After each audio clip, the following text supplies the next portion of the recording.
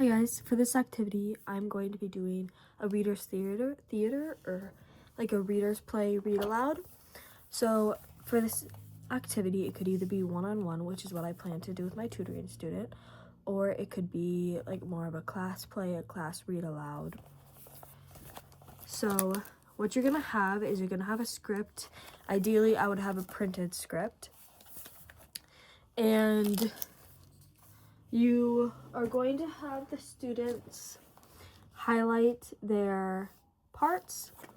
So for example, I'm just highlighting Lily's part, and then each student is gonna have their own character that they have to play. So it could either be their name, their personal character, or it could be something like what I'm doing is the Three Little Pigs. This one is awesome because we can have a book that goes along with it, so we could read the Three Little Pigs and then continue on with this storytelling activity to kind of increase engagement and have a little bit more confidence in the play itself and like being more aware of what the material is. This could be a whole part of the curriculum. It could be a big thing. So anyways, we're gonna start with this. So for example, we would have, for this one, we have storytellers, two storytellers, and then we have the wolf and the three pigs. So we would assign them based on that. The first storyteller will start, and there was once a wolf who lived on a hill next to three little pigs. The pigs had fun together all the time. They liked to play ball and call each other over to their garden walls. And then as we do this, the students will follow along with this, each of their peers reading. The second storyteller, the wolf had no fun at all, so he did not like the pigs.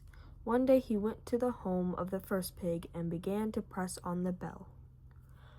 Now the wolf comes in. Run away, little pig, or I will huff and puff and blow your house down. Then we have the first pig. What is all this fuss? If you blow my house down, all the straw will just make a mess, and you will have to pick it up. And then we have the first storyteller coming back in, which is interesting because they're going to have to follow their lines really well, and it's going to have to be automatic throughout the play. And throughout this whole play, the teacher will jump in and make corrections when needed and offer guidance. When the first pig went off to tell his brother about the wolf went after him. He began to yell. Then the wolf comes back in. Come out, little pig, or I will huff and puff and blow your house down. Now the second pig comes in. Don't yell like that. I may be small, but I know that this is just a bluff. My house is made of sticks. It is strong. You can't blow it down. And now the second storyteller is going to come back in. When the two pigs went off to tell their brother about the wolf went after them. He rang the bell and began to yell. Now the wolf comes back in. Run off, little pig, or I will huff and puff and blow your house down. Now the third pig comes in. If my brick house fell down, it will fall on you. Did you think of that? Now the first pig comes back in. Now, Mr. Wolf, go into my brother's hall. Have a big sniff. Then the second pig. That smell is our tea. We are going to ask you to have some with us. Then the third pig. Well, do you want to come in? It will be a lot less stress than all that stuff about huffing and puffing. Then the wolf says, yes, please.